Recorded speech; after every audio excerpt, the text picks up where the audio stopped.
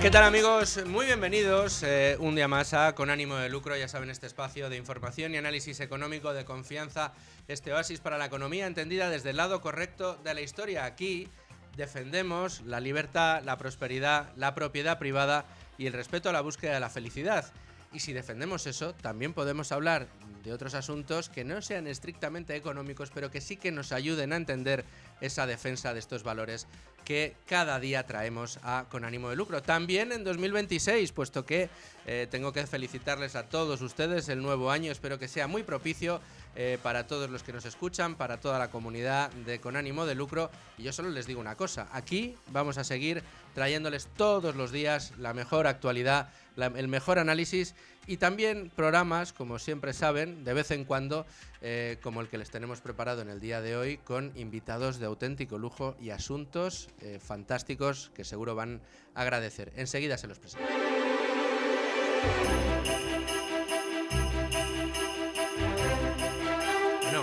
Invitados de auténtico lujo, y lo van a entender ustedes porque nos acompañan hoy en Con Ánimo de Lucro nada más y nada menos que Jorge Escotado, fundador, CEO de La Moscadura y Memoralia y editor, entre otras cosas, de un libro del que hoy vamos a hablar mucho. Don Jorge Escotado, ¿cuánto tiempo tratando de poner en marcha esta entrevista? Pues sí, la verdad que creo que es desde el Economic Forum que nos conocimos allí. Sí, con Víctor, con Marc Urgel, allí en el Madrid Economic Forum. Con Milei y con tal. Milei, claro. Acuérdate que estuvimos almorzando con él en plan íntimo. Ya hubiéramos querido. Ya nos hubiera gustado. Pero bueno, la verdad que ahí nos conocimos y ahí surgió la idea de esta entrevista y te agradezco muchísimo, Luis, que me traigas aquí a Es Radio, que para mí es un poco mi segunda casa, porque siempre se ha querido mucho a mi padre aquí, porque aquí valoráis muchísimo la libertad, de hecho la lleváis por nombre. Por nombre, la libertad y Escotado, y aquí el ánimo de lucro. Ojo, Antonio Escotado pasa por ser el filósofo de la libertad. Desde luego que sí. Y además de Jorge, pues le acompaña Emilio Domínguez, que es divulgador, abogado y un escotadista como pocos, ¿eh? Sí, Emilio, ¿cómo estás? consillere, la familia. Muy bien, muy buenos días. Hoy me ganas, ¿eh? Mira que soy yo el que siempre sale con la corbata y hoy no tengo yo corbata y la trae Emilio. La ocasión lo requería. Sí, desde luego. No, y además, que como estaba diciendo Jorge, ese día estaba un peligroso grupo de libertarios, ¿no? Los que estábamos ahí conspirando, todo ¿no? Fue todo como casualidades, sí, que uno no espera. Y que de repente, pues sí, yo recuerdo que me había enrolado en una comida, digo, voy a comer hoy con Jorge Escotado, si me lo dicen esta mañana no hubiera dicho, estás loco, ¿no? Y allí surgió, venga, oye, tal, al taxi, sube. Y allá que nos fuimos todos, y qué feliz encuentro, ¿no? Muy bien. No, oye, a los dos, feliz año nuevo, ¿qué tal habéis pasado las fiestas? Bueno, muy bien, la verdad han sido... ¿Sois de los de bien o en familia? ¿O bien y en familia? Bien y en familia, y además con el turrón y el mazapán y todas las cosas que hay que tomar en Navidad. ¿Se os han atragantado las uvas o no sois de esa tradición? No, sí que tomamos uvas. Lo que pasa que yo estas Navidades ya desde hace tiempo estoy un poquito triste porque soy huérfano, querido Luis. Hombre, claro. Y me quedo ahí un poco al pairo. En las Navidades no sé muy bien dónde está mi madre, mi padre, les recuerdo mucho, pero la verdad que tengo amigos que tienen abuelos todavía. Y les envidio. Claro. Y bueno, yo no tengo padres, pero mi padre está muy, muy presente, no solo por este libro, y mi madre pues siempre en el corazón, ¿no? Pero sí, es un tiempo bonito para recordarles.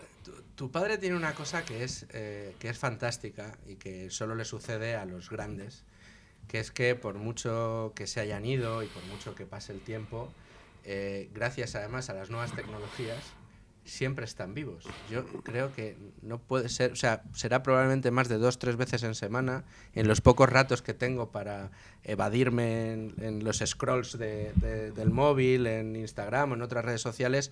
Es raro el día que no me aparece alguna frase de Escota, alguna reflexión, o de él o de alguien hablando de él, algún escrito, es y será eterno, ¿no? Sí, ahí lo que veo es que eres un buen consumidor autor del contenido que todos los días preparo para la comunidad escotadiana y la gran legión de emboscados, que ya casi se acerca a los 300.000 suscriptores en YouTube, se dice pronto. Sí. Y bueno, yo sé que a la tribu hay que alimentarla. Hombre, contenido no te falta. No me falta. Y actúo desde varios ángulos a la vez, desde varias redes sociales, y bueno, cada soporte tiene un mensaje un poco distinto. Ya sabes que en Twitter nos tenemos que ajustar a los 240 caracteres, pero en cambio en vídeo, pues también hay vídeos largos, hay shorts. La idea es que sí, que Escotado pues siga permeabilizando toda la sociedad y cada vez a gente más joven, Luis. Es sorprendente. Es muy sorprendente, sí. Fíjate que justo antes de las Navidades estuve en Big One Media con nuestro amigo Jano, a quien conocéis también muy bien, sé que os tenéis mucho cariño, y ahora se han metido en la locura esta del Freedom Collection y están con pero en las camisetas y en las tazas, ahí está Escota también. Sí, hemos quedado en que voy a ir y me va a dar una taza y me va a dar una camiseta. A ver cuándo llega MRV. El merchandising de Escotado es que es increíble, porque además es que en redes llega a todo el mundo. Yo tengo un hijo de 16 años y me dice, papá, me aparece Escotado en Twitter y me aparece, o en X, o sea, sí, en Threads o en TikTok, en redes, etcétera, ¿no? Y parece increíble, pero chavales de 16, de 17, hasta 20 años tienen a Escotado muy presente, ¿no? Entonces yo creo que eso es una cosa... Eso es un muy buen síntoma también. Muy buen síntoma, pero es realmente increíble que pues una persona que ya está fallecida, que llegó a los 80 años... Un pensador, etcétera, un filósofo... Que haya llegado a una generación que ni siquiera prácticamente ha podido ser conocerlo, coetáneo, ser coetáneo, conocerlo en su vida, ¿no? Esta gente joven es la que nos va a gobernar mañana. O sea, que me parece muy, muy bien que tenga estos conocimientos. No, y que empiece a tener... Es que es muy significativo. O sea, que de repente encuentres gente joven pues que empiece a conocer la figura de Antonio Escotado, su obra, su pensamiento, su filosofía, buena parte de sus conclusiones, sobre todo que tienen mucho que ver con las cosas que nos pasan hoy en día, ¿no? Mucho de esto vamos a hablar en el libro que tenemos aquí delante. Pero claro, cuando tú ves a la gente joven de hoy, dices, ¿a quiénes admiran, no? Pues hay quien admira a Cristiano Ronaldo, que ya cada vez menos porque el hombre ya empieza a estar mayor, aunque sigue siendo el bicho. Hay quien admira a Bad Bunny, hay quien admira a, qué sé yo, a otros cantantes de estos de reggaetón que tú los ves y dices, madre del cielo. Quevedo. Sí, claro. el otro Quevedo. Pero Escotado con Bad Bunny, Escotado no tenía autotune. No, hombre, claro. Pero claro, que de repente... Lo que decía era original, no es como en el autotune de Bad Bunny. En este entorno, muy capitalizado por este tipo de figuras, de repente emerja entre gente joven referencias como Escotado o algunos otros, ¿no? Yo que soy muy friki de la economía, pues de repente encuentro gente joven retuiteando a Mises o a Friedman, muchos de Friedman, ¿no? O de Hayek, dices, te reconcilias, ¿no? Y dices, bien, hay futuro. O sea, todavía sigue habiendo futuro, ¿no? Crees en la sociedad, porque lo que está a nuestro alrededor, desde luego que no es nada halagüeño, el ambiente que estamos viviendo, la sensación que hay a nivel político es muy triste, ¿no? En este país lo denunciamos todos los días, pero hay esperanza. Estoy contigo, Luis. Escotado, ¿qué pasa? Que Escotado tiene un mensaje para cada persona, individualizado. Digamos que hablaba con Juan Carlos Girauta el otro día y él definió a mi padre con una palabra muy bonita que se utiliza poco ahora, que es polímata. A quien no conozca la palabra le invito a que la vea en el diccionario, pero bueno, si no quiere verla, que me escuche los siguientes 5 segundos. Polímata es aquel capaz de dominar varias áreas a la vez, multidisciplinariedad por un tubo. Y mi padre, es cierto, ¿qué temas trataba? Porque es que realmente es muy amplio. O sea, tenemos la libertad, tenemos el miedo, tenemos la economía, tenemos el uso sobrio, la sobriedad con las drogas. También estudió a fondo la política, la mitología. Tenía más de 300 artículos. Vamos, que es una persona que si rascas vas a encontrar algo para ti, seguro. Bueno, pues vamos a entrar en materia, si os parece, con el libro. Voy a recordarlo, Filosofía para no filósofos. Fíjate, no ficción, el número 1 más vendido. Ya ves. El número 1 más vendido. Sigue En una siendo... semana se vendió una edición, Luis. O sea, es tremendo. Tenemos versión Kindle en Amazon al menos por 11,39, tapa dura por 23,65. Mira, hoy es día 2, dentro de poco llegan sus majestades los reyes. No quiero decir nada. No queremos decir nada, ¿no? Es un regalazo para pedírselo a Melchor, a Gaspar Total. o a Basaltar y se cayó, me decía siempre mi padre. Para ¿no? todos los públicos, además. Desde luego que sí.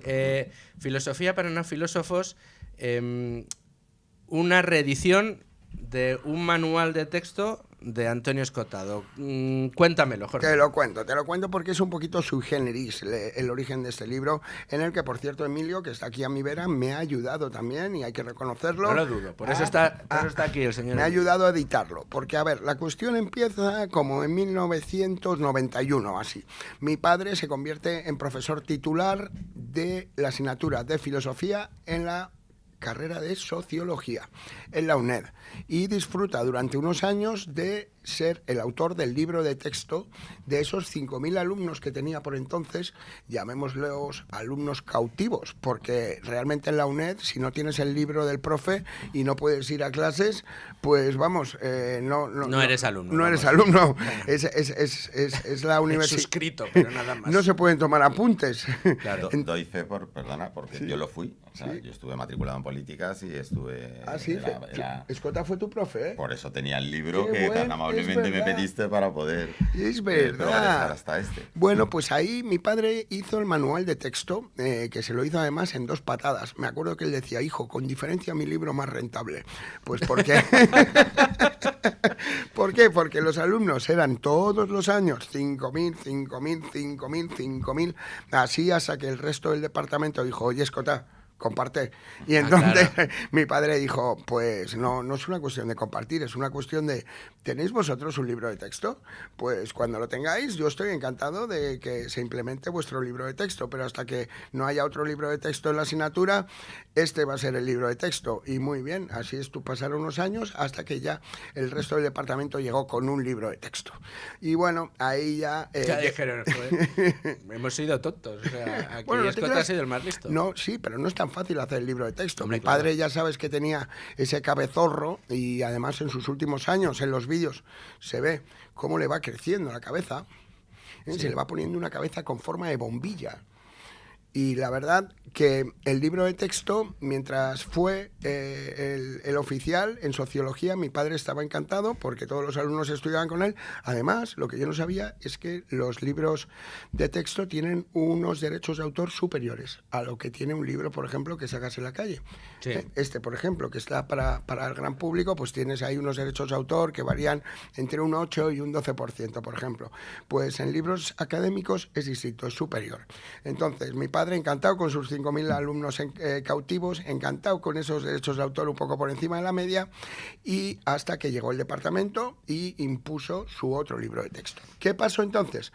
Que mi padre, pues hablamos a lo mejor del año 96, habló con otra editorial para publicarlo para el gran público, pero el resultado no fue todo lo bueno que podía ser. Ese libro se llamó Génesis del análisis científico, que parece que es un libro que no tiene un titular muy atrayente así para el público, y bueno, realmente se publicó en papel blanco, había prescindido de algunas figuras retóricas que tenía el primer libro, pues como preguntas al final, resúmenes, subrayados, cosas que facilitaban al alumno entender la materia, y se publicó esa segunda edición, pero no acababa de ser un libro divulgativo, aparte que llevaba ese título, que parece que es para no comprar el libro, y además estaba publicado en papel blanco, muy mal, no estaba bien editado. Tan mal editado estaba que a los pocos años desapareció la editorial, Luis.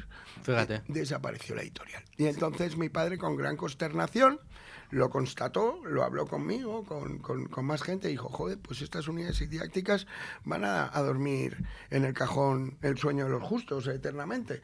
Y bueno, algún día me gustaría volver a sacarlas, hijo, ¿qué te parece a ti esta idea? Y dije, pues me parece muy necesaria, porque este libro, casualmente yo soy periodista, y en mi carrera había unas asignaturas que se llamaban de libre elección. Sí. Estaban las troncales, las optativas y las de libre elección. Yo, que soy de la Complutense, pues aproveché aprovechaba y me iba a la Facultad de Filosofía, que estaría a 300 metros o así, enfrente de la de Derecho. Y ahí me saqué, pues, yo creo que la friolera de 8 o 10 asignaturas de filosofía por gusto, por placer, porque me gustaba y también un poco, pues, ganarme el respeto de mi padre. Saber un poquito de filosofía convenía cuando tu padre es Antonio Escotado, ¿no? Y... Hombre, yo creo que sí. A mí me hubiera dado un poco bueno, mi padre es ingeniero y de física hasta lo justo. A ver, anda aquí la fórmula pero ahora mismo. Pero de matemáticas sí se me ha dado siempre algo mejor. Bueno, aunque pues... mi padre, tengo que reconocer, nunca me obligó a no, a mí tampoco me obligó, fue motu propio. Y entonces, ese libro original del que hemos hablado, de la UNED, es con el que yo estudié algunas asignaturas de filosofía. Me di cuenta de que era un texto muy, muy, muy logrado, porque realmente es un tono pedagógico el que utiliza Escotado en este libro, que no lo utiliza en otros libros. Ahora Emilio nos podrá explicar eso un poco más a fondo. Y también, pues eso, esa parte didáctica que tiene el libro, a mí me vino muy bien para aquellas asignaturas que cursé de filosofía. Bueno, volvemos un momento atrás y decimos que la editorial ha desaparecido y el libro, pues, desaparece de la faz de la tierra, porque es muy triste, Luis, cuando un libro se descataloga, muere, sí. muere, pero muere eternamente. O sea, es muy raro que alguien lo rescate. Con los pocos ejemplares que le queden al autor en el que te llama la editorial y dice, los voy a quemar, que con ellos, te los doy. Que los quieres recoger antes de que los queme, pero esto es literal, ¿eh? No, literal. Sí, lo sé, yo tengo publicados 2 y de los 2 me ha pasado lo mismo. Sí, te llaman, oye, que ya se va a descatalogar, que si lo quieres. Bueno, pues yo le animé a mi padre a que hiciéramos una nueva edición de este libro algún día. Y ahí quedó, en el algún día. Bueno, pues cuál es mi sorpresa cuando hace 4 años o así empezó, no, sí, o 5, más, falleció hace 6 años o así, empezó a mandarme capítulos remozados, con pequeños cambios. Mi padre, su pensamiento fue cambiando, además esa es una de las banderas de su forma de entender el mundo, ¿no? Que hay que cambiar de opinión sin miedo a reconocer que has cambiado de opinión, siempre y cuando esté refrendado por los hechos. A mí es una de las cosas de Escotado que siempre he admirado más, ¿no? Sobre todo en un mundo en el que vivimos, en el que parece que todo lo que busca todo el mundo es refutar sus propias tesis. Y a mí del pensamiento Escotado, una de las cosas que más me ha gustado es la honestidad con la que se ha acercado a distintas disciplinas, estudiándolo todo para llegar a una hipótesis. No teniendo la hipótesis antes. No teniendo la hipótesis antes y ver cómo eres capaz de refrendarla, porque al final, oye, pues tú de todo pues vas cogiendo lo que te interesa, ¿no? Para intentar afianzar tu tesis, ¿no? La forma, el acercamiento de Escotado era el contrario, que es el honesto, ¿no? Es decir, no quiero saber qué opinión tengo sobre esto, sobre el otro, sino quiero conocerlo todo y a partir de ahí formarme la opinión. Y por eso también es verdad que uno pues va evolucionando, ¿no? Y muy valiente eso dentro de la academia, porque además, o sea, dentro de la gente que está ya no solo en los medios, etcétera, como Antonio estaba, sino también viniendo de la academia, ¿no? Porque bueno, él era profesor en la UNED, ¿no? Y también, pues esto es clave, o sea, alguien que dentro de la academia cambia de opinión es doblemente valiente, porque eso no se da, ¿no? La gente tiende a... Son cambios de opinión evolutivos, no como los del presidente del gobierno, que un día dice que va a pactar con uno, luego va que no lo va a tiende a quedarse en su estatus, tiende a hacerse fuerte en sus teorías, tiende a hacerse fuerte en cualquier dogma incluso que haya adquirido. Y es mucho, o sea, es muy de reconocer esa valentía y a nivel académico enseña mucho más, por supuesto. Sí, y el libro es cierto que desde la primera edición, por supuesto hasta esta, pero luego con esa intermedia también fue así progresando. Como usuario del libro, porque yo en su momento fui usuario del libro, por decirlo de alguna manera, del original, es que era muy bueno porque luego tenía, o sea, no solo te contaba los autores de la filosofía, sino que luego te la ponía en contexto y luego efectivamente tenía unos ejercicios, etcétera, para que el alumno no de cara a posibles exámenes o lo que sea, sino para que fuera interiorizando y sistematizando lo que había leído, que no es habitual en ese tipo de libros de texto, que suelen de ser mucho más ladrillo, ¿no? Los que había en la UNED. O sea, que ya el libro en origen era muy bueno. Ahora origen, veremos que es magnífico. Era un repaso a la historia de la filosofía por los distintos autores. Un manual, sí, de metodología de las ciencias sociales. A además tampoco extraordinariamente extenso para lo que hemos conocido de la obra de Antonio y para la disciplina que empleaba. ¿Por qué? 600 páginas. Sí, tendría 100 páginas más que 100 esto. más que ese, sí, por ahí. ¿Por qué filosofía para no filósofos? Eso es ahora, eso es el cambio de cara que le hemos dado. ¿Por qué ahora filosofía para no Porque filósofos? esta edición que un servidor ha hecho durante este verano, con ayuda también de Emilio, ha sido decir, vale, este libro estaba enfocado para estudiantes de filosofía. Pues vamos a hacer una cosa, vamos a darle la vuelta al calcetín y vamos a enfocarlo a todos menos para estudiantes de filosofía. ¿Por qué? Porque se prestaba a ello realmente, como era del primer curso de sociología, el nivel de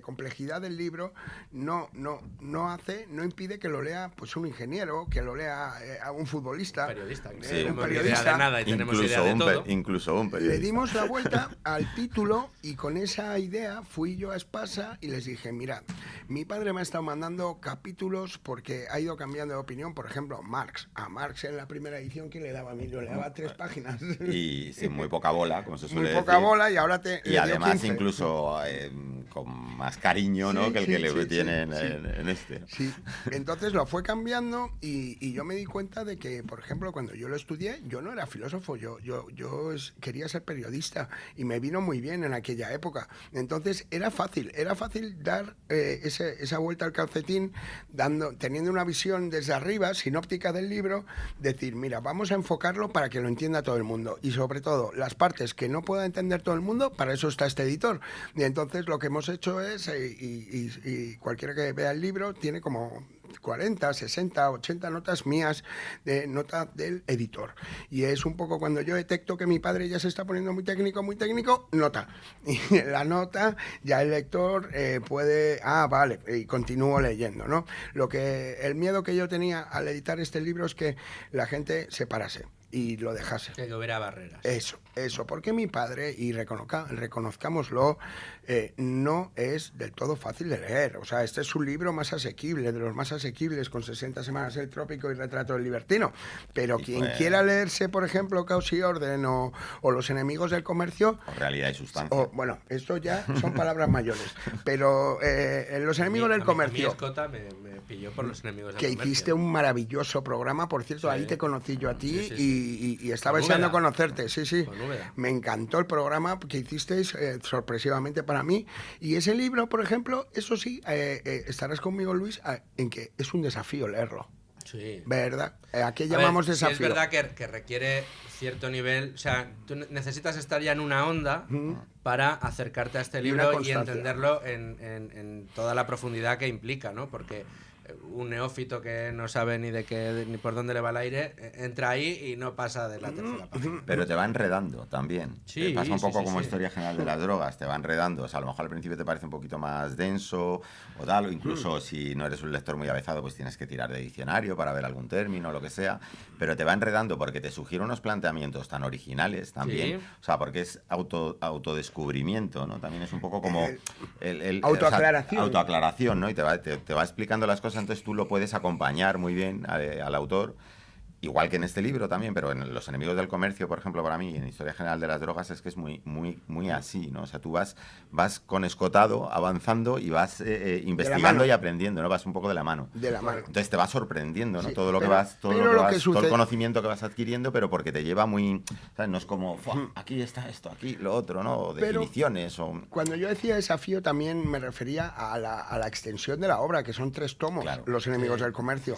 Y si no tienes Pero una ahora, Jorge, constancia... la gente se los coge de golpe y se los compra a los 3. Sí. Y se busca un año para leerse, lo que sea. Eso. Pero el primero salió en el 8, el segundo en Eso, el 13, eso, o sí. el 12, ¿no? 7, Etcétera. 13 y 17. Eso es. Entonces fueron saliendo por un tiempo, Por- entonces sí. te daba tiempo a hacer la digestión, incluso te daba tiempo hasta a releer. Lo que pasa es que ahora es Era como... tipo cuando te llegaba ¿sabes? el segundo decías, vamos a volver al Ay. primero. Eso, hay que volver al Ahora hay primero. gente que claro. también pretende un empacho y yo creo que también, o sea, las cosas buenas, como la buena comida, no hay que comerla atropelladamente, ¿no? Pero Entonces- ojo a esto, que además de ser algo más masticado por esas notas del editor, es un libro también muy asequible.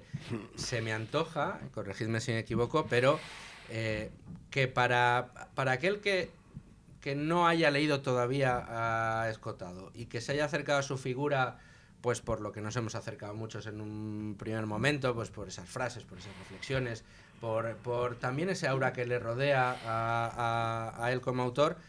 Puede ser un libro fantástico para entrar en el universo escolar. Perfecto, para eso ha sido planteado, para que se vea también cuál es la claridad de conceptos, porque mi padre tenía su pensamiento tenía un andamiaje, ¿vale? Esta palabra no me sale ahora. Andamiaje quiere decir pues que mi padre tenía su propio sistema filosófico, y hay muy pocos filósofos que lo tengan. Gustavo Bueno era uno de ellos. Él partía de unas premisas filosóficas, y entonces en este libro, que trata pues entre 80 y 100 autores, mi padre realmente él solo se consideraba hegeliano, aristotélico y espinocista. O sea, tres autores que salen aquí, ¿no? Aristóteles, Freud y Spinoza. Pero el lector puede ver cómo domina perfectamente al resto de autores con los que no necesariamente comulga. Entonces, es muy buen libro para empezar, porque el lector se dará cuenta de que está delante de un súper profesor de filosofía, por así decirlo. Correcto. Un profesor de filosofía. Y tiene una virtud buenísima, que yo siempre lo comento con mucha gente, que se acerca a la filosofía leyendo de una manera desordenada. Empiezan a leer a Nietzsche, y luego leen a Kant, y luego leen a Aristóteles, y luego... o sea, lo bueno que tiene este libro es que, como va poniendo ladrillo sobre ladrillo el pensamiento de la humanidad, ¿no? Desde la prehistoria. Porque desde el hombre primitivo, sí. Empieza la prehistoria y termina en Zubiri, ¿no? En Popper. En Popper. Pues, o sea, como va poniendo el ladrillo sobre el ladrillo... Cronológico. Pues, claro, tú puedes ir viendo cómo se evoluciona el pensamiento. Y es la mejor manera de acercarse a la filosofía, para no despistarte, porque muchísima gente empieza a leer filosofía, de una manera desordenada, y claro, no entienden nada. Tú te lees a Nietzsche y dices, pero, joder, si Nietzsche se dedica a destruir todo lo anterior a él... Sí. Pues ¿cómo vas a entender a Nietzsche si no has entendido todo lo anterior a él? Tienes toda la razón, Emilio. Se dedica. Entonces, esto es magnífico para eso. Sí, porque vas paso a paso. Yo me acuerdo, además es que yo sufrí lo que tú estás diciendo. Cuando salías del metro en la universidad, en la ciudad universitaria, había una persona que vendía libros. Pues un día me cogía a Nietzsche, otro día me cogía a Erasmo de Rotterdam, otro día me cogía... Porque no estaba esto, la mejor elección. Y claro, no había un libro que fuera de principio alguien que a te fin. Lo coja y te lo ordene y te diga, por aquí, tienes que empezar por aquí, y entonces aquí vas a ir. Pero como el que pretende hacer logaritmos neperianos o derivadas o no sé qué, y no sabe multiplicar. Sumar. Exacto. Pero luego además la propia tesis del libro, o al menos una de las conclusiones que saco yo, es esa por un lado, la filosofía basada en la ciencia que nace en Grecia, que es la civilización, es lo civilizatorio, frente a mitos y otro tipo de cosas que aparecen en otras civilizaciones, y el por qué esa filosofía científica basada, digamos, en realidades que termina dando el desarrollo de la civilización occidental como la conocemos hoy, no se da en tiempo y forma nunca como se dio en Grecia, ¿no? O sea, es como una llama que se produce en un momento determinado y que genera una maravilla, pero que solo se dio allí. Cierto que el libro es la historia del pensamiento, claro, teníamos que poner entre paréntesis occidental. Porque sí que es verdad que deja fuera a otras... Avicena, hay algunos y la cultura oriental, etcétera. Pero sí, es verdad, es que yo creo que además Escotado, y si no, bueno, tú lo sabes mejor que nadie, estaba fascinado por la Grecia clásica y por el descubrimiento del individuo. Porque claro, o sea, todo lo que construye la civilización occidental parte de eso, del descubrimiento. Y de la verdad, de la aletheia, el desvelamiento. El desvelamiento también el conocimiento, o sea, el descubrimiento del individuo, ¿no? Como centro de todo, ¿no? Y claro, pues ese paso de los mitos al individuo, y luego ya de ahí, claro, ya sigue, ¿no? O sea, sigue con los tomistas. Antes del mito está la magia. Antes del mito está la magia, sí. La transferencia, ¿no? Al chivo expiatorio. Claro. La transferencia. Empezamos todo con eso la lo explica muy bien, Escotado, y además en muy pocas páginas. Y es como la parte introductoria a decir, bueno, o sea, este libro habla de filósofos, porque al final lo que va haciendo es filósofo tras filósofo ir explicando su pensamiento, pero el hilo conductor, y tal y como empieza, es como vamos a pensar y vamos a ir acompañando a todos estos autores como van pensando. Entonces está muy bien planteado. Exactamente, porque hecho, era así pasamos de la magia y las leyendas al mito. Luego del mito ya pasamos a Grecia. De Grecia, bueno, que mucha gente lo dice, ¿no? Desde los griegos no se ha hecho nada nuevo, porque es que los griegos estaban en la dimensión n. No se sabe cómo fue posible que en aquellas polis griegas surgiera tal cantidad de pensamiento y tanta reflexión como no se ha visto en ningún otro pueblo parecido. Y el libro además es un canto a Grecia claramente, porque casi la mitad del libro así digamos que se cierra ahí en Grecia. Luego hay unos años oscuros que también Escota lo refleja, ¿no? La Edad Media, que desaparece el pensamiento, los caminos se cierran, desaparece también el comercio. Bueno, hay un pensamiento, sí, pero un pensamiento que se refugia en las universidades y que lo atesoran los monjes un poco también. Y luego en aquella época, cuando hablamos de Grecia, hablamos de que la filosofía englobaba tanto a la ciencia como a la filosofía. O sea, la filosofía y la ciencia eran lo mismo. Esa división se produce ya más adelante en el Renacimiento y después en concreto con Newton, cuando ya se empieza a hablar de, oye, que esto es ciencia y esto es filosofía, que son cosas diferentes. Antiguamente, cuando he empezado diciendo que era un polímata mi padre, pues tú le dices a Sócrates o le dices a Platón o a Pitágoras que ciencia y filosofía no son lo mismo y te hubieran pegado un guantazo directamente, ¿no? Pues realmente no había ese divorcio entre conocimientos que también se produce por la acumulación de conocimientos. Hay un momento en que la filosofía no puede abarcarlo todo. Hasta que llega a Comte y te hace la clasificación de las ciencias, que no lo trata muy bien. Sí, no, a Comte no le trata muy bien. Pero bien hecho, vamos, quiero decir. Sí, hay algunos que tratan para tratarle muy bien, con ¿no? más cariño que a otros, ¿no? Aristóteles le trata muy bien. Aristóteles es precioso y a Sócrates... a Sócrates hay un momento que se inventa un diálogo.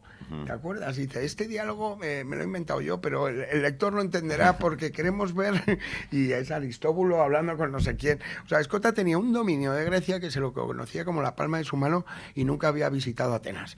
Pero era como que tenía un mapa mental geográfico de lo que era Grecia, porque luego mi padre investigó mucho, se dio cuenta de que la prosperidad de las polis griegas dependían en gran medida de que hubiera una luminaria ahí, un pensador. O sea, cuando tú hablas de Sócrates hablas de Atenas, pero cuando hablas de, por ejemplo, Heráclito, de Éfeso, cuando hablas de Pitágoras, todos tienen su polis, ¿no? Y en ese momento en que surge el pensador es el esplendor de esa polis.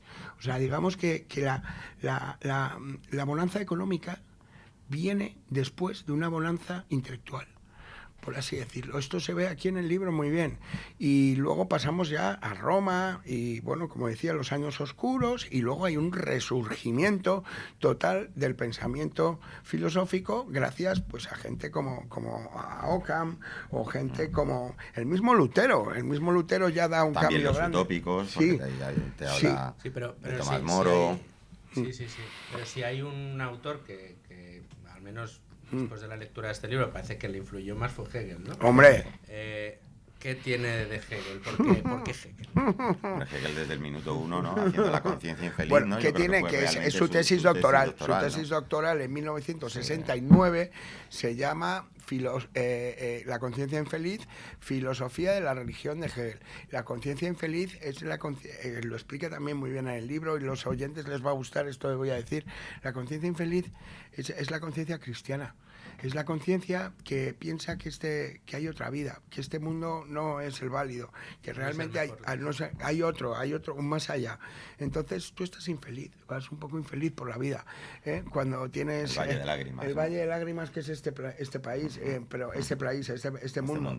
Menos mal que luego habrá un más allá donde podremos estar en el paraíso, ¿no? Los que se consideran religiosos. Y toda la crítica que Hegel hace de esa... Claro, porque Hegel es el filósofo más profundo y más descollante que hay de entre todos. De hecho, hay, creo, un curso solo sobre el prólogo de Fenomenología del Espíritu, que ese es un libro que es central en la filosofía de Hegel, la fenomenología del espíritu, y solo el prólogo, ya da para una asignatura en una carrera universitaria. ¿Por qué Hegel? Pues bueno, mi padre le gustaba mucho la complejidad.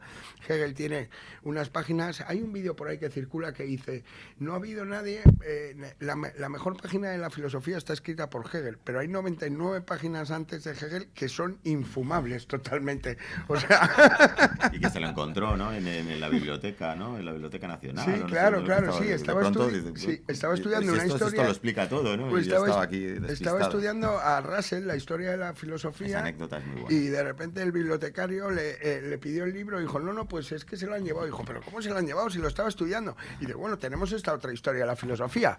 Y Hegel dice, a ver, bueno, me voy. Y volvió con los ojos como platos diciendo, pero ¿cómo no me habéis dado esto antes? Y entonces Hegel determina para mi padre el pensamiento, vamos, de principio a fin. O sea, es el autor que más le gustaba. Lo que pasa que, bueno, ya digo yo a la audiencia que no es el más fácil, ¿eh? Claro, y que hay que leerlo después de haber leído lo anterior. Exacto. Y que la propia conciencia infeliz, y ahí sí se nota la evolución de Escotado también escribiendo y autoaclarándose y siendo más claro y adjetivando menos, sí, haciendo frases más sencillas y más inteligibles. Por ejemplo, La conciencia infeliz es un libro duro, complicado de leer, porque además es filosofía pura, ¿no? Duro. Entonces, y además tuvo muchísimos problemas para presentarlo, tú lo sabes. Sí. Porque fue la primera tesis sobre Hegel en España. Y en aquella época tardofranquista, a Hegel se le asociaba con Marx. Claro. Porque Marx sí que habla del materialismo, y bueno, el dialéctico, claro. Y bueno, en el fondo no tiene nada que ver. Incluso hasta Hitler también. Se le ha utilizado a Hegel para todos los totalitarismos exacto. siguientes. Todos los totalitarios lo han utilizado, pero no es culpa de Hegel. Escota era un totalitario. ¡No! Un totalitario a la hora del pensamiento, pues bueno, a lo mejor sí, eso sí que te lo pasó, pero luego él se definía como socialdemócrata liberal. Acuérdate, es difícil, ¿eh? Pero ahí engloba todo. Muy transversal. Socialdemócrata liberal. Eso me falta leer mucho Escotado para tratar de llegar al bueno, es que también liberal. El pensamiento que podemos hoy disfrutar de Escotado es que uno de los fenómenos es su transversalidad. Ahora mismo, claro, como empezó siendo, por así decirlo, un pensador de izquierdas que se fue a Ibiza a hacer la revolución sexual, fundó la discoteca Amnesia, escribió un libro que se llama Historia General de las Drogas y bueno, pues al principio todo el mundo pensaba que era un revolucionario de los míos, sí, un hippie. Un hippie, bien dicho. Uy, cuidado, mi padre decía, hijo, yo nunca he sido un hippie, yo nunca he hecho hebillas y las he vendido en un mercadillo. Yo he sido un freak, que es distinto. Yo soy un freak, no un hippie. Y entonces, bueno, pues luego, ¿qué pasó? Que a los años de estudio acabó siendo considerado como un liberal. Y entonces ahí tienes todo el espectro, desde el hippie hasta el liberal, pues concitas la atención de casi la sociedad completa. Y no le presta mucha atención a la cultura hippie ni una línea. en este libro, pero por ponerle vamos a ponerle un pero también, sí, ¿no? Sí, vamos a ponérselo. Vamos a ponerle un pero. Se termina muy súbitamente, sí, ¿no? Y hay que explicar también un poco de una manera abrupta, pues eso, yo creo que eso decías tú, Viri o Popper. Y se echa un poco en falta, ¿no? Pues un poco pensadores del siglo XXI. Claro, Antonio no los dejó redactados. Y yo es una cosa que le decía a Jorge. Digo, pues no estaría mal poder haber ahí complementado, ¿no? Con entiende que para mí me parece presuntuoso, Emilio, hacerlo. A mí la obra es de mi padre. Y Jorge quiso contenerse los límites de la obra de Antonio. Tenía ganas de terminarlo como debería terminarse. Pero y no lo descartamos en un futuro. ¿Qué pasará, pero no? Lo que está aquí, que quede claro, que yo he editado el libro, pero no he incluido ni una palabra, ninguna idea de mi cosecha, ni nada. Y entonces la idea siempre partió de que fuera el libro original de Antonio Escotado, no el libro de Antonio Escotado regurgitado por su hijo Jorge, no, para nada. Aquí lo que hemos hecho, en todo caso, es aligerarlo, pero no lo hemos ampliado en ningún caso. Y termina abruptamente, pues porque así fue la realidad. Mi padre llegó hasta ahí. y ya no continuó más. Claro. Y bueno, es cierto que se echa falta un poco pensadores del siglo XXI, aunque bueno, también el siglo XXI no es tan prolífico como el siglo XX en cuanto a pensadores. Un epílogo, ¿no? Sí, una salida noble. Sí, un algo. Dejadme que haga... Estamos ya casi al final de este primer tramo del programa. Y primero, si nos están viendo, si han llegado hasta este momento y todavía no han comprado el libro, denle al stop, vayan a Amazon o a la librería que quieran, o la Casa del Libro, o a la Casa del Libro, o al Corte Inglés, donde ustedes quieran, cómprenlo. Y luego ya siguen escuchando esto porque luego les va a gustar. Pero los libros hay que comprarlos. Y los oyentes de esta casa son grandes compradores de libros. Pero primero comprarlo. Eso vamos a esperar a que usted lo compre y ahora volvemos, ¿vale? Hay que comprarlo. Eso es fundamental. Además tiene muy buen precio, ¿eh? Pasa como... ¿Ha visto que se dirige al público joven? Lo ha dejado por menos de 25 euros. Tiene 22 euros y es un tapa dura muy bien editado. No, está muy bien editado. Muy bien editado, sí. Además es una portada muy bonita. Se reconoce enseguida porque tengo que confesar que el mío lo tengo en casa, ¿sí? Con sus posits y sus cosas, que me gusta a mí tener los libros, pero me lo he olvidado. No pasa nada. Y mi compañero Rubén Folguera, que también lo tiene, también se lo olvidó. Entonces he ido por las estanterías de radio y enseguida lo he visto. Digo, míralo, ahí está. Digo, pues lo vamos a poner para que la gente lo vea. Una edición fantástica y que dirán, bueno, me estáis abriendo en filosofía, con ánimo de lucro, pero si esto es un programa de economía, yo creo que me habléis de... Digo, sí, es economía, pero es libertad. Totalmente. El filósofo de la libertad y además multidisciplinar, con una obra como Los enemigos del comercio, que qué obra para los que nos gusta la economía y los que nos gusta el libre mercado y todo lo que tiene que ver con la defensa de las ideas de la libertad, y luego la multidisciplinariedad, porque a mí me han hablado de Escotado gente muy variopinta.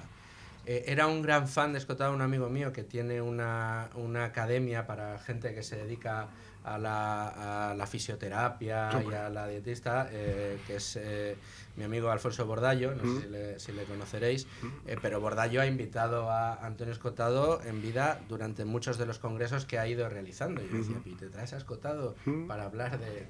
No, pero es que tú no sabes. De la salud, claro. Claro, bueno, pues en la salud, en la economía... A mí me gusta mucho, hablabas de tu padre como un polímata y siempre me acuerdo de un gran referente para los que nos gusta la economía y los que nos gusta la inversión, que es el dúo Warren Buffett-Charlie Munger. Munger fue el que le dijo a Buffett, o empiezas a ser un experto en todo o te vas a perder buena parte de las oportunidades de mercado. Claro, ellos estaban muy centrados en el análisis de empresas. Y es verdad que en este caso Escotado, con otra voluntad que no fuera la de invertir en compañías, se hizo un gran experto en multitud de disciplinas y un poco también se refleja en los conocimientos que pone en marcha en este libro. No en vano es ahora que hablas de economía, no en vano es el traductor de Isaac Newton. Isaac Newton, o sea, mi padre parece filósofo, pero acabó sabiendo de matemática mucho más que algunos docentes y del estudio de los cielos, la cosmología. Mi padre cogió, no había una edición de Newton en castellano, en los principios de matemática, y tuvo que apañarse con la inglesa y con la latina. Porque mi padre dominaba bien el latín, hablaba 3 lenguas y otra labor que se conoce poco de Escotado es su labor como traductor. Pero fue traductor, por ejemplo, del Leviatán de Thomas Hobbes. El Leviatán de Thomas Hobbes, los principios de matemática, todo Thomas Jefferson, Bakunin, tiene como 50 traducciones, que es lo que podía compatibilizar en su época de hippie y de Scott Almelena, de freak, perdona, muy bien. Scott Almelena es el terror de las nenas, le llamaban allí en Ibiza. Bueno, y bueno, la verdad que allí para poder no le daba para hacer libros, pero sí le daba para traducir, y con eso pues es una profesión muy liberal la de traductor. Sabes que puedes traducir en Fiji o puedes traducir en la Antártida, da igual, donde estés. Ya los traductores que conozco son grandísimos liberales. Decías de la economía y de la libertad, cuando recibió Antonio el premio Juan de Mariana, solo hacía falta ver el respeto que se le tenía por parte de los economistas, todos los economistas que allí estaban y del resto de liberales, ¿no? O sea que efectivamente respeto que le han demostrado y le siguen demostrando la otra parte del espectro ideológico. Y no solo gracias a los enemigos del comercio, lo que pasa es que sí que es la obra Caos más y Orden también habla mucho de 60 economía. semanas en el trópico, También. que es su gran descubrimiento también de La Menger, escuela y de la austriaca, sí. etcétera. Entonces, claro, o sea, es que poca gente se da cuenta de la evolución de Escotado, ¿no? Más rojo que la muleta de un torero, ¿no? Decía cuando era más joven, a llegar, pues eso, a defender a Menger o a Hayek. Llegar con vehemencia, ¿no? Con vehemencia y explicar quién era Marx. De ser ¿no? más rojo que la Marx. muleta de un torero a pasar a dinamitar los pilares del comunismo. Porque es que no deja destrozar un solo pilar en pie. O sea, si quien se vea a los enemigos del comercio verá cómo es una manera de destruir punto por punto la falacia del colectivismo. Y figuras con un halo, por ejemplo, el Che Guevara, que le hace un retrato, se suele decir, le hace un traje, los enemigos del comercio, muy bien hecho. ¿No? Figuras que todavía están mitificadas, ¿no? Y que incluso tienen por aquí estatuas en Madrid, ¿no? Y en otros sitios, el Che Guevara y cosas así, que dices, pero bueno, ¿y por qué no? Hay un pueblo, ¿no? Donde en Madrid... La calle General Yagüe ya no se puede llamar la calle General Yagüe, pero sí tenemos la calle Ernesto Che Guevara. Creo que hay un pueblo donde han puesto una estatua al Che Guevara, directamente, y es un fusilador profesional, es un sanguinario, la gente no lo sabe. La Unión Europea había prohibido, ¿no? Desde luego. Este tipo de cosas, pero bueno. Bueno, nos quedamos sin tiempo porque van a venir enseguida los informativos de radio, nos van a contar todas las noticias de la una, pero aquí vamos a seguir con Emilio y con Jorge hablando no solo de esta obra, sino también de algunas otras obras que están todavía pendientes y de las que queremos trasladarles a ustedes también. Lo dicho, escuchamos las noticias de la una y regresamos a Con Ánimo de Lucro. Dadme un segundito que tenemos que hacer algunas recomendaciones. Ya sabéis, la publicidad es la publicidad. ¿Y cuáles son las recomendaciones que tenemos que hacer? Pues en primer lugar decirles a todos aquellos que nos escuchan, sobre todo aquellos que tienen personas mayores a su cargo, que viven solos, bueno, pues que si cuidas a tus padres desde la distancia y te preocupa que pueda pasarles algo, bueno, pues tienes que saber algunos datos fundamentales. Casi más de la mitad de las personas mayores de 70 años sufre al menos una caída al año. Cada minuto cuenta cuando hay una emergencia. Y en este caso el reloj Durcal es el que te ayuda a protegerles la vida. ¿Por qué? Bueno, porque protege a nuestros mayores las 24 horas. La ayuda llega en menos de 40 segundos. En definitiva, el reloj Durcal salva vidas.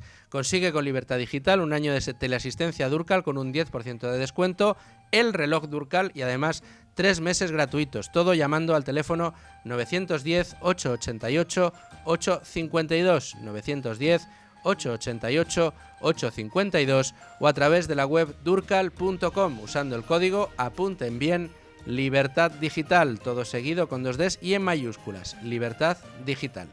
Y la otra de las recomendaciones que tengo que hacerles es para todos aquellos conductores que teman haberse quedado algún día tirado en la carretera por culpa de la batería. Bueno, pues con bateriasadomicilio.es esto no pasa. Instalan tu batería estés donde estés, en casa o en la oficina, los 7 días de la semana, llamando al 685-75-0250, 685-75-0250 y te dan presupuesto inmediato para la batería. Además, te envían un coche taller, estés donde estés, y realizan el diagnóstico de la batería, del alternador y en caso necesario cambian la batería de tu coche o moto en unos minutos. Además, cuentan con todas las referencias de la batería, por lo que pueden instalar la batería que tu coche necesita, no una parecida ni algo similar, simplemente la que tu coche necesita. También tienen disponible el mismo servicio para baterías de moto, de camión, de carritos de golf o de barcos, incluso baterías solares. Además, se puede pagar con tarjeta o, como nos gusta en Con Ánimo de Lucro, en efectivo.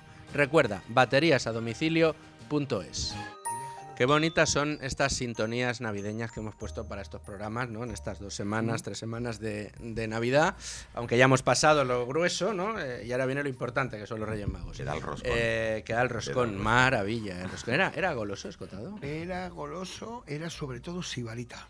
Ah, sí, ¿eh? Sibarita. Ostras, mira, eso no lo hubiera dicho nunca. Él dice, hijo, yo no soy de cantidad, yo soy de calidad. Vamos, que le gustaba lo bueno. Sí, lo bueno, y si es breve, 2 veces bueno. Bueno, fantástico. Y mojar bizcochos en ron, ¿no? Bueno, sí. También, ¿no? Se hacían unos sobaos especiales. Estamos con Emilio, vamos a recordarlo, y con Jorge Escotado, hablando de este libro, Filosofía para no filósofos, editado por Espasa, pero editado por la mano de Jorge Escotado, tratando de congregar o de aglutinar en estas páginas ese manual de filosofía con el que arrancó en 1991 el profesor Antonio Escotado, en esta filosofía para no filósofos, y además muy bien traído porque se ha condensado y se ha explicado de una manera que no deja de ser un manual para aquellos como yo, que el tema de la filosofía nunca lo habíamos profundizado demasiado. Con lo cual, aquí lo tenemos, se puede encontrar, como ya les he dicho, en Amazon, en Casa del Libro, en el Corte Inglés, allá donde ustedes quieran, y es una manera fantástica de acercarse. Para el que ya conoce a Escotado, ir a sus orígenes y cómo explicaba la filosofía. Para quienes no lo conocen pero quieren conocerlo, es una grandísima manera de arrancar en el universo de este pensador que, como me decía alguien hace muy poco, qué pena que se haya ido Antonio Escotado, porque era uno de los muy pocos polímatas, grandes intelectuales que teníamos en España y que son cada vez menos, ya cada día quedan menos, ¿no? Hay unos pocos, podemos meter ahí a Sabater, podemos meter ahí a Albiach, podemos meter ahí a Federico Jiménez Los Santos y poco más. Ya poco más teníamos a Antonio Escotado, que nos ha dejado, pero gracias a Jorge y a sus editoriales y a su trabajo, bueno, pues tenemos la memoria de Antonio Escotado. Y aquí lo tenemos en este libro que tienen ustedes que comprar. Pero no solo queremos libro, también hay un proyecto de estatua. ¿Qué ha pasado con eso? Contadme. Bueno. Antes, déjame hacer un mínimo inciso sobre el libro. A mí me gusta decir, cuando la gente me pregunta, ¿qué me voy a encontrar si leo el libro? Digo, pues mira, te vas a encontrar a los clásicos. Los clásicos, que cuando alguien se dice que tiene cultura general, ¿qué es que tiene cultura general? Es que conoce a los clásicos. Y entonces este libro, el que yo prometo que el que lo lea desde la página 1 hasta la página 420, se convierte en una persona más culta que el 99,9% de la población, porque trata los clásicos. Hay clásicos en literatura, hay clásicos en filosofía, hay clásicos de todo tipo. Bueno, aquí se tratan los clásicos del pensamiento. Y ahora, entroncando con lo que me decías, mira, hay una verdadera... ¿cómo lo podríamos llamar? Injusticia, porque Escotado, cuando falleció el pleno del Ayuntamiento de Madrid, cuando estaba Begoña Villacís como vicepresidenta, votó por unanimidad, repito, unanimidad, Vox y Podemos, los dos dijeron que sí, aparte del resto de partidos políticos. Haciendo gala, después de muerto, de la transversalidad que concitaba. Y de lo que él llamaba uno de sus últimos conceptos, guerrilla de la concordia. O sea, realmente tenemos que hermanarnos, tenemos que unirnos y no separarnos. Entonces, Escotado concitaba el respeto de toda la bancada, por así decirlo, y el ejemplo, la muestra de ello fue que se votó la instalación de una estatua en Ciudad Universitaria que iba a llevar por lema una frase muy bonita que dejó escrita mi padre para su epitafio y que creo que Luis la lleva tatuada. Quiso ser valiente y aprendió a estudiar. Exacto. Digamos que la valentía y el estudio están íntimamente relacionados. O sea, si tú quieres ser valiente, tendrás que estudiar en algún momento. Y si quieres ser estudioso, tendrás que ser valiente en algún momento también. Bueno, esta estatua, que fue proyectada por ese pleno de la Comunidad de Madrid, por el ayuntamiento, con una votación unánime, pues no se ha llevado a efecto todavía. Y han pasado 4 añazos. Y entonces realmente aquí Emilio tiene mucho más que decir que yo, porque él ha sido muy generoso, se ha acercado a la familia Escotado y ha dicho, yo soy abogado y quiero ayudaros a la consecución de este galardón Antonio Escotado, que me parece no solo justo, sino necesario. Entonces, Emilio, ¿cómo están las cosas? Consiglieri, ¿cómo está ¿Cómo está ahí el estado de la situación? ¿Cómo van las cabezas de caballo? Un camino lleno de chinchetas, de cristales, de todo tipo de obstáculos. Todo lo que te encuentras cuando te vas contra la administración. Porque desde ese día 30 de noviembre, pleno del Ayuntamiento de Madrid, en el que Begoña Villacís propone que se erija un monumento a Antonio Escotado y que se vota por unanimidad por todo el pleno, y cuando se vota por unanimidad no es que lo voten los grupos, no, es que todos los que están de concejales le dan un botón. Todos, ¿no? Cogen su dedo y le dan a un botón, lo cual cuando le das al botón y se enciende una luz verde que has votado que sí, eso quiere decir que tú consciente y deliberadamente en representación de los madrileños estás apoyando, a los que estás representando, estás apoyando algo. Sí, y luego, porque al final la acción del concejal, y esto me parece y del alcalde, necesario, el alcalde también le dio al botón, recordarlo, y del alcalde, al final están ejerciendo la representación de los ciudadanos. Claro. Y están ahí en representación de los ciudadanos. Y cobran lo que cobran en representación de los ciudadanos. Y cada vez que aprietan el botón, lo hacen en representación de los ciudadanos. Sí. Entonces, al final, por unanimidad, toda la ciudad de Madrid, representado en sus concejales, decidieron que querían rendirle ese homenaje muy necesario para recordarle a la gente lo que era la obra de este señor y lo necesaria que es, fue apoyar esa estatua. ¿Pero qué ha pasado desde entonces? Pues eso fue en el año 21 y resulta que hay una cosa que pasa cada 4 años, que son las elecciones municipales, ¿no? Que las tuvimos en el 23. Y claro, cambia el pleno, no cambia el gobierno, porque el gobierno sigue siendo el mismo, o sea, sigue siendo el mismo gobierno municipal, sigue siendo el mismo alcalde y el partido que lo sustenta, pero cambia el pleno. Y entonces cambia la concejala de Cultura, a la cual muy amablemente me invitó y pude acercarme a verla. Incluso le llevamos unos libros de Escotado para que conociera su obra, que por lo visto además ya conocía en parte, etcétera. Pero la concejal pues señala que un pleno, o sea, un consistorio nuevo no está obligado por las mociones que ha votado un consistorio anterior, que no obstante además pues que falta presupuesto, que falta que los trámites son muy procelosos y que es complicado llevar a cabo, o sea, chinchetas, lo que digo, ¿no? O sea, barreras, etcétera. Pero qué bueno, que a ver si que lo tendremos en mente en la Comisión de Patrimonio, etcétera. Y bueno, pues ha ido pasando el tiempo, nos hemos intentado dirigir al alcalde. El alcalde muy amablemente nos contestó: hablen ustedes con la concejal. Pero bueno, si ya hemos hablado con la concejal, o sea, dejen ustedes de ¿no? pasarse la pelota. Triangulando, ¿no? Como en los entrenamientos de fútbol, cuando ponen uno en medio y entre tres le marean, ¿no? A ti te tienen ya que no sabes a dónde mirar. Claro, entonces fíjate que sin saber a dónde mirar, de pronto nos encontramos con la villa de Galapagar. Sí. La villa de Galapagar, que sí ha sabido reconocer a uno de sus hijos, y como hijo predilecto, ¿no? Le dio la medalla de oro de la villa, pues este mes de mayo, ¿no? Pasado. Exacto. En San Isidro. En San Isidro. Mientras el Ayuntamiento de Madrid, con esa votación de pleno, pues sigue esto enfangado.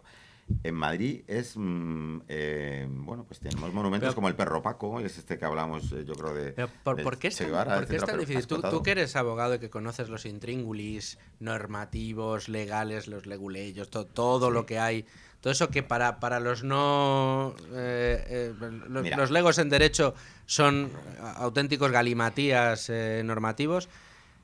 ¿Qué dificultades existen reales para, después de haber dado el botón, que se decida, oiga usted, aquí, en esta zona, se pone...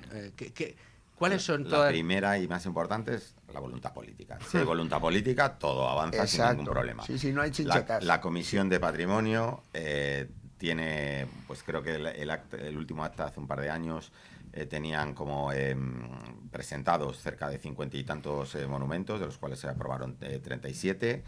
Y en el momento dado en el que hay voluntad política se mete un nuevo monumento al elenco de monumentos que se puedan situar en la ciudad de Madrid, y en unos trámites que pueden oscilar entre los 6 meses y como mucho un año, habitualmente va adelante mientras la Comisión de Patrimonio lo vea bien. En el momento en el que ha habido unanimidad en el pleno del Ayuntamiento, pues no debería de haber ningún obstáculo. El dinero El Tampoco dinero, es un problema. Que parece una chulería, decimos, Sí. el dinero no es problema porque hay tanto escotadiano.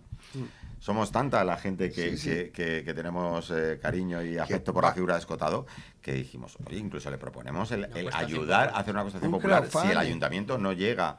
Claro, porque claro, además, ¿cuánto vale una estatua? Pues hombre, si la hacemos de metacrilato vale 2 pesetas, ¿no? Como se suele decir. Si la hacemos de oro, pues valdrá no sé cuántos millones. O sea, pero bueno, es que... Entonces se acercó ya una estudiante de escultura y nos hizo unos bocetos. Además me consta que el busto lo tenía Begoña en su despacho del ayuntamiento y a veces se lo ponía en el regazo y le acariciaba la cabeza al busto de Escota y ese busto está Begoña Villacís. Sí, Begoña Villacís. Se Ahora hablaba. me la estoy imaginando. Sí, hay que hablar de que se estaba barajando la opción barata, que sería un busto, o la opción un poquito más cara, que sería un Escota sentado con su cigarrillo. Hay 2 modelos ya que se han enseñado al ayuntamiento por una estudiante de escultura que también es seguidora de Escotado. El precio sería muy por debajo pero de lo que meramente ad exemplum, que si el ayuntamiento, o sea, para nada condicionado, simplemente diciendo, estos son ideas. Si el ayuntamiento tiene que sacar a concurso... claro que sí, y si lo quiere, si lo quiere hacer otro escultor, da igual, o sea, totalmente, o sea, que se haga como sea, pero son sugerencias. Que se lleve adelante, simplemente decir, mira, pues tenemos esto, por poner un ejemplo, pero no para nada condicionando y si hacemos un vídeo en YouTube diciendo, oye, necesitamos emboscados, por favor, que vamos a reunir esta cantidad, se hace en una de las plataformas de crowdfunding, yo creo que en una semana lo tenemos, seguro, porque es que vamos, se habla de poner... Sí, pon tus 5 aquí parece que evidentemente el problema está en la voluntad política. Ahí, en la voluntad política, en la fase 1. Ese ha sido el gran problema normativo que tenemos ahora mismo, ¿no? Sí, pero yo, claro, digo, que me lo explique alguien. O sea, ¿cómo 30 y tantos o 32, no sé los concejales que son en Madrid exactamente, pero cómo 32 personas dan deliberadamente a un botón y dicen quiero que se haga tal cosa, y pasados 2 años, aunque hayan cambiado 3 o 4, porque es que no habrán sido más, los mismos que siguen estando ya se han olvidado de ello, ¿no? Entonces, creo que las mociones no son cosas que se dicen y se quedan al aire, no deben ser humo, debe haber un compromiso, debe haber una coherencia y debe haber una moral en el cumplimiento de la palabra dada y del gesto formalizado. Que no sea postureo. Claro. O sea, además es que con pocos días murió Almudena Grandes, que tiene la estación de Atocha puesta su nombre, ¿no? Por ejemplo, y bueno, yo me vais a perdonar, y como abro desde mi libertad, pues yo creo que la talla intelectual de Antonio Escotado, sin querer ofender para nada a Almudena Grandes, o sea, es ampliamente superior. O sea, y la trascendencia incluso de Antonio Escotado, pero es que lo que digo, o sea, tenemos esculturas por Madrid de todo un pelaje, ¿no? Mira, el otro día y reconocer, qué mal entierra España, o sea, reconocer a una persona. Como decíamos antes, ¿no? Uno de los grandes intelectuales que es internacionalmente reconocida, ¿no? Y que ha aportado ese filósofo de la libertad para toda la humanidad, porque al final es para todo el mundo, ¿no? Sí, en cambio el otro día, fíjate con qué facilidad se dan calles a los políticos. El otro día pasaba yo tengo la oficina ahora cerca de Pitis y veo calle Carme Chacón. Yo, anda, mira, Carmen Chacón tiene una calle. Bueno, pues ¿qué pasa? Que era socialista, que falleció antes de tiempo, y bueno, ¿merece una calle? Pues sí, ¿no? No, depende del político, depende de dónde caiga. Yo recuerdo, en su día también fue polémica la calle que le dieron a Jaime Campmany. Sí, bueno, es una placita. Mira si tardaron. Yo vivo al lado de esto y es una placita pequeñita que tiene una especie de roca donde viene que es en honor a Jaime Campany. Es una rotonda pequeñita ahí en Corazón de María.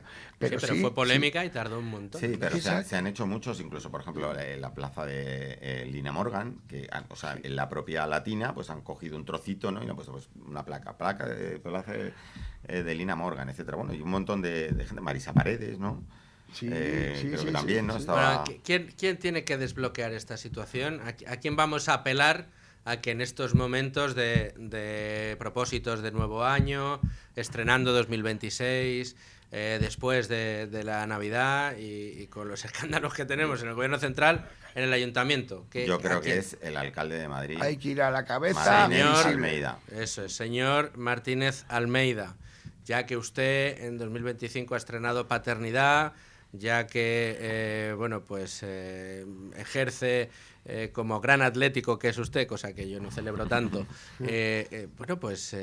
coja también esta bandera que, ya decimos, yo creo que trasciende cualquier idea de que pueda ser un capricho. Al final esto es necesario porque es honrar a uno de los grandes intelectuales. Y desde Ortega y Gasset no tenemos algo, y no se lo digo yo porque sea su hijo, sino que se puede ver por la cantidad de tesis generadas, por la cantidad de artículos, por la cantidad de bibliografía.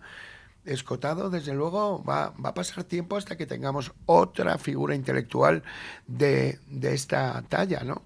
Y bueno... cumplir con la palabra dada, cosa poco común en nuestros políticos. Sí, pero fijaos... Cumplir con la palabra dada. Dejadme que saque otro, ¿no? En el Ayuntamiento de Madrid pasó esto, ¿no? Todos por unanimidad apretan el botón y ahí se olvidó todo. Sí. Ahí se quedó y ya está, ¿no? Sí, todos por unanimidad. ¿Pero dónde está la estatua? Yo voté y ya está. Ya me hable que usted con tal concejal. Por eso. ¿no? Pero en el Congreso de los Diputados también se votó a favor de aprobar ayudas para los enfermos de ELA y durmió el sueño de los justos hasta hace bien poco. Ya ves, sí, o sea, mientras los otros se lo estaban llevando crudo. Y hablamos de, ojo, del ELA. No comparables. Hablamos de cosas no comparables, pero que contaba con el apoyo de toda la Cámara. Totalmente. Y no se terminaban de aprobar esas ayudas, que además era un dinero absolutamente testimonial. ¿Qué decir, no? Si en palabras de María Jesús Montero, 2.000 millones, chiqui, ¿qué es eso? Ni eran 2.000 millones. Yo creo que porque nuestros políticos no han leído es un agravio. La filosofía y la... A ver, ¿no os parece un agravio comparativo que a los jóvenes, por ejemplo, les den 200 euros para videojuegos y en cambio no haya dinero para las víctimas del ELA? Es que es un agravio comparativo. Además, a los jóvenes hijos del banquero más rico o del trabajador más pobre. Da igual que cuando se aprobaron los 20 céntimos para gasolina cuando estaba... ¿Qué es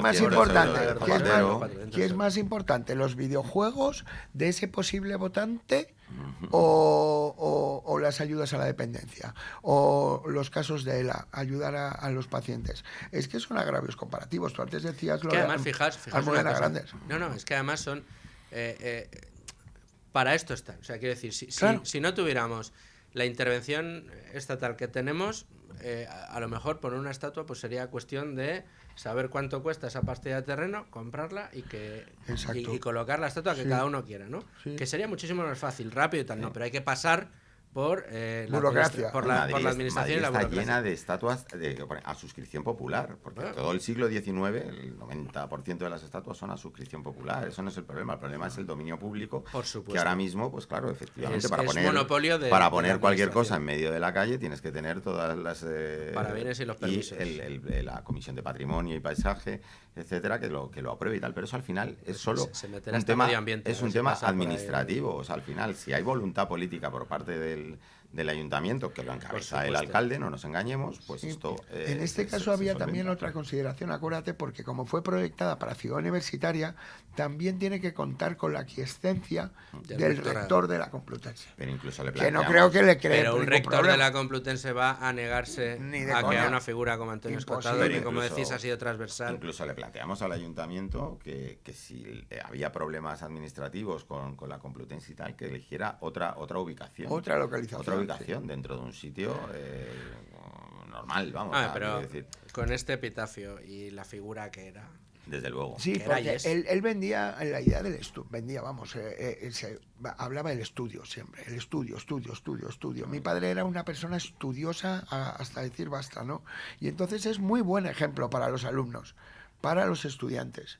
Es un canto al estudio, la figura de Escotado es un canto al pensamiento y a la consulta, a la búsqueda de la verdad, de obras de primera mano. Sin importante que te vayas a encontrar buscando Es la verdad. un poco lo que querríamos para todos nuestros estudiantes. Tenemos el ejemplo, es hijo de la Comunidad de Madrid, que eso también es muy importante, es patrimonio madrileño, que por ende español, pero la Comunidad de Madrid no va a reconocer a uno de sus exponentes más descollantes, por así decirlo, en cuanto a pensamiento se refiere, cuando además ha sido votado expresamente, 1-1, todos los concejales. Ahora, ¿qué pasa, señor Almeida? Pues lo que va a pasar es que su hijo va a acabar estudiando el libro de un autor que usted se negó a ponerle una estatua.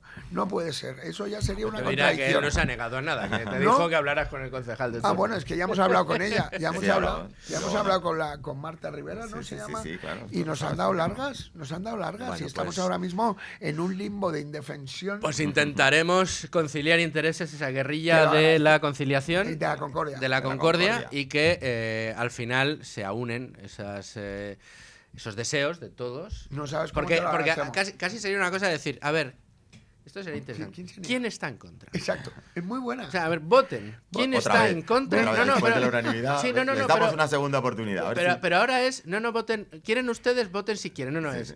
Vote el que no quiera. Exacto. A ver quién dice yo no quiero a Escotado. A ver quién tiene otra vez esos volvería a haber unanimidad de que todos quieren volver a ponerla. No, pues entonces hagámoslo. Exacto, hagámoslo, y te lo agradezco muchísimo, de verdad, Luis. Antes de que acabes el programa, muchísimas gracias por habernos dado voz y dejarnos Jorge, que por Dios, esta gracias guerrilla que llevamos aquí, Emilio y yo, se acerque un poco cada día más a puerto, porque también Manuel Llamas hizo un programa reivindicándolo, Fernando Díaz Villanueva también hizo otro programa conmigo reivindicándolo, y nada, yo creo que en base a la suma de esfuerzos acabaremos consiguiéndolo algún día. Pues seguro. Y miles de escotadianos. Sí, que estamos dispuestos a salir a la calle. Nos veremos el día de la inauguración. Nos veremos. Señor Almeida, y con usted también. Espero allí en la inauguración. Que se cubrirá de gloria. Muy bien, pues Jorge, gracias a ti y gracias a ti, Emilio, por estar con nosotros en Con Ánimo de Lucro. Estrenando además primer programa del año, así que muchas gracias a los dos. Esperemos que en 2026 sea cuando veamos y vayamos a la inauguración de esa estatua, y por favor que nadie deje de comprar y leer este fabuloso libro. Para el que empiece con él en la obra de Escotado, que sea el primero de muchos de Escotado que lean, y para quienes ya hayan leído muchos, pues el siguiente tiene que ser Filosofía para no filósofos. Jorge y Emilio, gracias a los dos. Gracias de verdad a ti y a toda la casa de radio, que siempre sois maravillosos, hospitalarios y simpaticísimos. Pues muchas gracias. Gracias, Luis.